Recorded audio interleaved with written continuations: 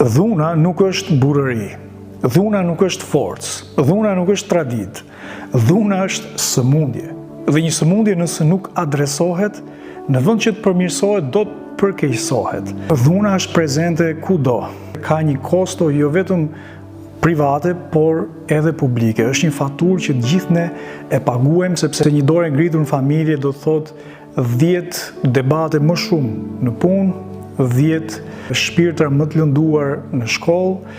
Ajo i prek të gjithë. Mendojmë ndryshe, dukemi ndryshe, flasim ndryshe, por në fund të ditës dhuna është diçka që askush nuk e dëshiron.